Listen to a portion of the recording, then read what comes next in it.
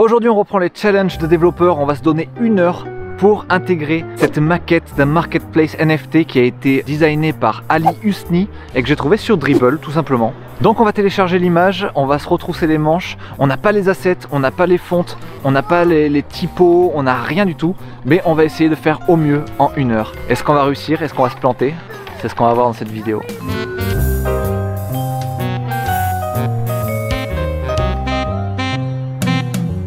Bienvenue dans mon setup berlinois, à moitié fixe, à moitié nomade. J'ai un MacBook 16 pouces pour coder avec un écran externe Asus qui se glisse dans le sac facilement et que je monte sur un trépied comme ça je peux l'amener partout, dans tous les open space, dans tous les coworking où je vais, je peux bosser avec ça. C'est assez pratique. Pour ce challenge, 1 heure ça va aller très vite. J'aurai en haut la maquette pour ne pas faire des allers-retours en permanence. Donc en haut la maquette et en bas le code et le résultat final. Et c'est cet écran là que vous allez voir tout le temps, tout au long de la vidéo. Pas de temps à perdre, 1 heure ça va vite passer. Je mets la musique, Prince en l'occurrence, et je me lance.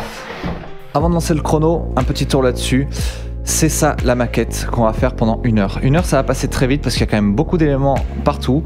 Je vais commencer par le HTML, full HTML dans tous les sens, et ensuite j'attaquerai le CSS. C'est une façon un petit peu bizarre de monter les choses, mais ça me permet de mieux définir ma stratégie et de voir comment je peux accélérer à certains endroits. Et pour cette image, comme je pouvais pas faire enregistrer sous et que j'ai la flemme de détourer ou quoi que ce soit, j'ai acheté une bibliothèque de sprite sheet pour faire du jeu vidéo en pixel art, et voilà, j'ai pris un des éléments qu'on va utiliser, qu'on mettra ici. À la guerre comme à la guerre, comme on dit. Je lance le compteur, je lance le timer maintenant. Boum! Est-ce que ça marche? Oui, c'est bon, on est déjà à 2 secondes. Allez, il n'y a pas de temps à perdre maintenant. C'est parti, git clone. On va chercher déjà mon repo habituel. Bonjour monde, c'est parti. Donc je commence par cloner mon modèle de projet que je duplique tout le temps dès que je commence un nouveau projet. Pas grand chose dedans, si ce n'est une remise à zéro de tous les styles CSS et une autocompilation de mon SCSS en CSS directement avec auto-reload dans le navigateur. Bon, passé ces termes barbares, on commence sans perdre 1 minute à écrire tout le HTML de la page. En temps normal, je code en simultané le HTML et le CSS pour chacune des parties du site, mais ici je vais perdre trop de temps si je fais des allers-retours entre les fichiers, donc je préfère d'abord écrire tout le HTML d'un bloc en tentant de penser à tout, pour après me consacrer corps et âme au CSS. Je suis en gros en train de poser les fondations, les murs et les meubles de mon site. Ensuite, on peindra tout ça et on placera tous les éléments avec du CSS. On n'a pas le luxe de la sécurité aujourd'hui, on est en mode chacal banzai et on a du pain sur la planche. Bon voilà, à ce stade-là, je compile le projet et on va regarder ce que ça donne le HTML si on a tous les éléments vite fait. Oh là là, je m'attendais pas à découvrir quelque chose de beau gosse, vu qu'il n'y a pas encore de CSS, mais je m'attendais pas à trouver une telle merde. Il reste un peu de CSS de mon starter project, donc ça fout un peu le boxon partout.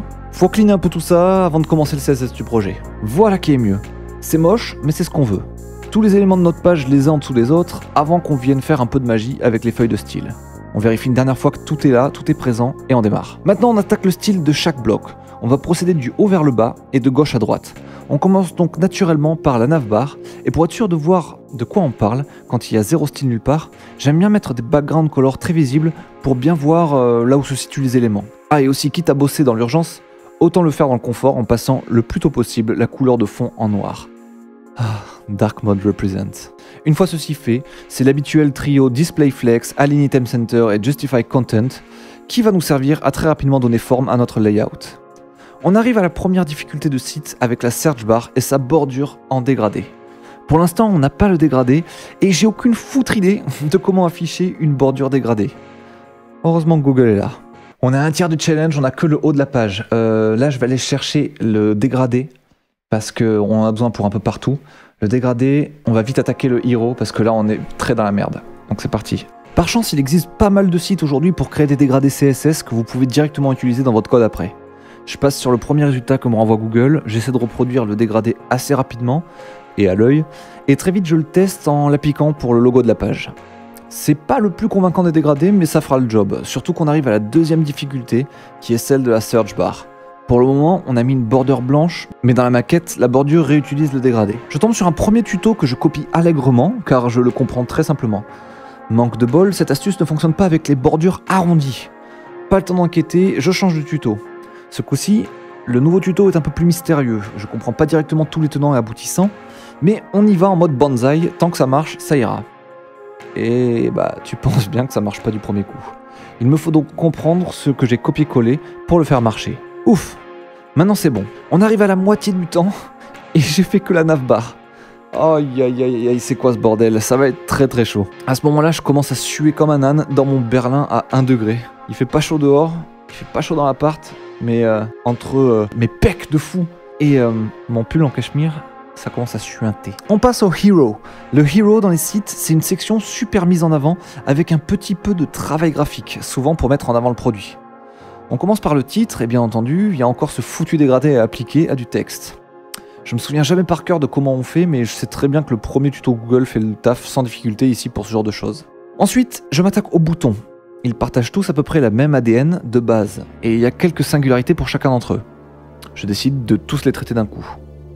Le temps passe beaucoup trop vite, c'est un enfer. C'est pas bon pour mon cœur, mais je fais ça pour vous, alors n'hésitez pas à me soutenir en lâchant votre plus beau like et en vous abonnant à la chaîne pour plus de vidéos challenge. On passe au Keymetrics. Je vous bouge ma petite tête histoire que vous puissiez suivre le taf sur cette section. Y a pas grand chose de bien compliqué, Flexbox à la rescousse, once again. On arrive à 40 minutes. Je suis en PLS de l'espace. J'ai l'impression qu'il me reste encore trop de trucs et surtout, il me reste la partie un peu technique où je dois créer la boule dégradée, placer l'image un petit peu en décalé et placer le petit encart de texte sur le côté là. Si j'ai le moindre problème pendant cette réalisation, je suis officiellement, royalement dans la merde pour la suite. Et... Merde, c'est pas le temps d'avoir des conneries là, Ben. C'est pas le temps d'avoir des conneries. Qu'est-ce qui se passe? Pourquoi eux, ils sont tout en bas comme ça là? Right, faut dire que height égale 100%. What? Et position relative. C'est pas là, c'est pas là, c'est pas là, c'est là. Comme vous pouvez le voir, j'en chie sur le placement fluide de cette partie. Quel enfer! Quand le chrono est si proche de la fin et que vous vous mettez à galérer, ça me rappelle tellement les contrôles de maths à l'école, ce genre de moment où t'as l'impression que plus rien ne fait sens, que la logique n'a plus sa place dans ce bas monde, ce moment où ton dos est trempé de sueur et pendant lequel le singe se met à taper ses cymbales dans ton cerveau là. Oh, ce moment. Mais je suis pas là pour me laisser abattre, je change de strat, je vais faire un truc un peu plus caca, mais qui fera quand même le job ici. Système D les gars. C'est bon. On attaque les 10 dernières minutes et il me reste encore ce foutu encart blanc par-dessus le rond et cette dernière rangée d'éléments. C'est chaud, c'est chaud, c'est chaud, c'est très chaud. Mais bon, je rush plus ou moins rapidement l'encart blanc. En vrai, je l'intègre vraiment comme un cochon. Allez, plus qu'un petit effort et j'aurai la dernière ligne de cette inté. S'il me reste du temps, je pourrais commencer à fignoler un peu le tout en changeant par exemple la fonte qui ne fonctionne pas du tout. En retravaillant les graisses notamment, car là, le gros titre, il est vraiment pas ouf. Et j'en profiterai aussi probablement pour gérer un peu mieux tous les espacements et l'harmonie générale de la maquette. Je finis la dernière ligne à 55 minutes. 5 minutes avant la fin, il me reste donc 5 minutes pour peaufiner. Go go go! Et 5 minutes qui vont servir à rien du tout, car je tombe sur un dernier bug un peu chelou. J'ai un conflit de fonte entre celle de mon ordi et la web fonte, et du coup je peux pas appeler le format extra gras que je voulais utiliser pour le titre. Trop chelou comme bug et potentiellement facilement réglable, mais à ce moment-là j'ai plus le temps de creuser. Et...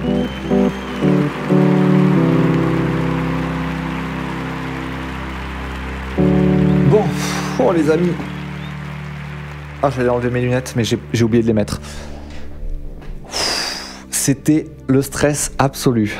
J'ai eu un petit bug de hauteur là, je comprends pas trop pourquoi encore, j'ai pas eu le temps de mettre mon cerveau en marche pour essayer de comprendre pourquoi ça déconnait. Cette partie là, ici, j'arrivais pas à faire que ce bloc prenne toute la hauteur la hauteur disponible, j'y arrivais pas, j'avais un souci. On s'en est pas trop mal sorti, je pense. J'ai perdu du temps à quasiment aucun endroit, donc c'est quand même pas mal. Je sais pas si j'aurais pu aller plus vite d'une quelconque manière. Je sais pas si vous pensez que ça allait être super facile en 1 heure ou pas, moi je pensais que ça rentrait tout juste, mais que j'étais quand même large, je pensais que j'allais avoir plus de temps à la fin quand même.